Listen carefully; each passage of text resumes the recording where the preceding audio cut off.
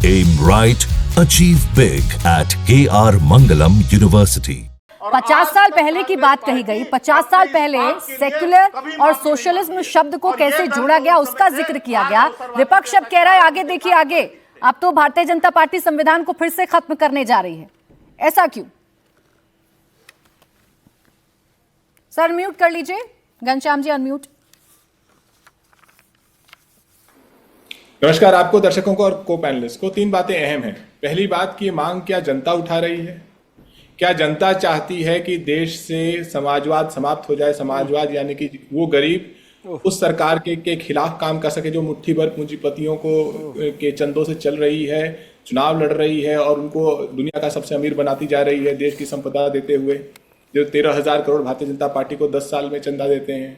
क्या देश का गरीब चाहता है कि समाजवाद संविधान से समाप्त हो जाए ताकि ये मुट्ठी भर पूंजीपति और मजबूत हो जाए?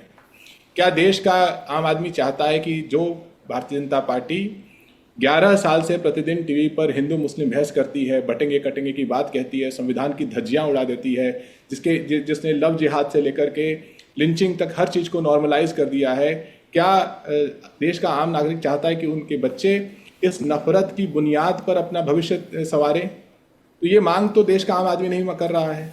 और दत्तात्रेय जी कोई आम आदमी है भी नहीं, वो मोदी जी से भी बड़े खास आदमी हैं। तो क्या जिस संगठन को रिप्रेजेंट करते हैं, क्या ये उसने अनूठी मांग की है? जब देश आज़ाद हो रहा था तो आरएसएस का क्या कंट्रीब्यूशन था? आज़ादी की लड़ाई में क्या कंट्रीब्यूशन था? जब महात्मा गांधी जो राष्ट्र के नायक हैं, राष्ट्रपिता हैं, उनको गोडसे ने गोली मारी, जिसका पूरा परिवार कहता है कि वो आरएसएस की पद्धति पर यकीन करता था, आज भी कहता है, उस समय आरएसएस ने क्या किया था? मिठाई बांटी थी कि नहीं बांटी थी? क्या इनके ऊपर महात्मा गांधी की हत्या का मुकदमा चला था कि नहीं चला था?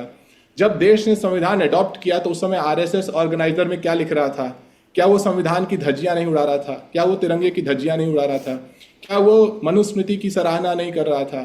जब जो सवाल उठाने वाला है उसकी आप पृष्ठभूमि देखिए तो आपको समझ में आता है कि जिस दिन से घनश्याम तिवारी जी, आपने अपने वक्तव्य की शुरुआत ये कहकर कही कि सोशलिज्म को खत्म करना चाह रहे हैं, ये सेकुलर जो हमारे देश की मूल भावना है उसको खत्म करने जा रहे हैं। मुझे बताइए ना, किसने कहा ये आपसे? दत्तात्रेय होसबोले साहब का बयान तो मैं खुद सुन रही थी, एक लाइन को सुनने की कोशिश कर रही थी। एक बार तो उन्होंने नहीं कहा कि खत्म करने जा रहे हैं या मैं सरकार से मांग करता हूं कि इसको खत्म कर दीजिए। मैंने अभी तक ऐसा कुछ भी नहीं कहा।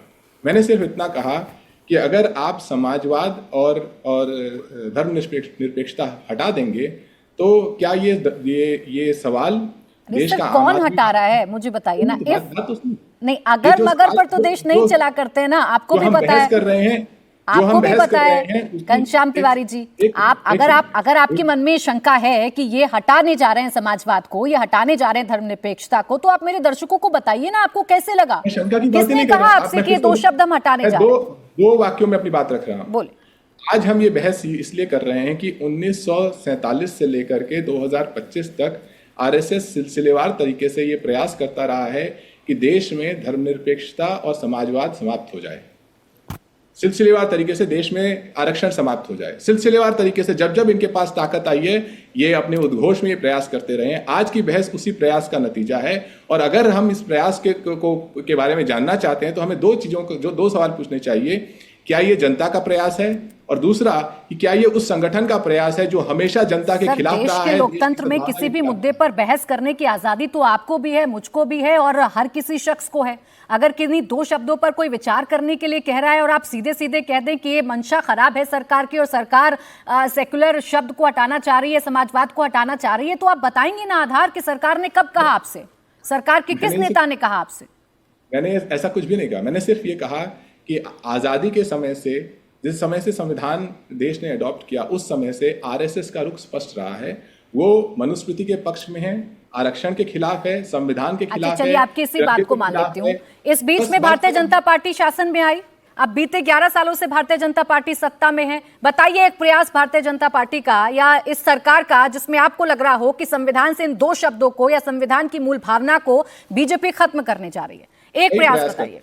कई प्रयास बताता हूँ। देश की संसद के नेता प्रधानमंत्री होते हैं, वो एक प्रेस कॉन्फ्रेंस नहीं करेंगे, संसद की बहसों में जाएंगे नहीं, जितने इतवार होते हैं उससे कम संसद की सिटिंग होगी, संसद में माइक बंद कर दिया जाएगा, कैमरा मोड़ दिया जाएगा, सैकड़ों सांसदों को हटा दिया जाएगा संसद से, चुनाव लड़ा जाएगा, आपकी बार 400 पार संविधान बदल देंगे। इन प्रयासों का तो कोई अंत ही नहीं है। तो सर, अगर मैं इन प्रयासों पर चर्चा करने लगूं, अगर इन्हीं तरीकों को अगर मैं इस संविधान के बदलाव से जोड़कर देख लूं, तो सबसे बड़ा गैर संवैधानिक तरीका तो 1975 में था, जब ये अमेंडमेंट लाया गया और उसमें सोशल और सेकुलर शब्द को अगर जोड़ा गया, सोशलिज्म और सेकुलर शब्द को अगर जोड़ा गया, तो पूछा गया था क्या, डिबेट्स हुई थी क्या, देश में एक राय बनाई गई थी क्या?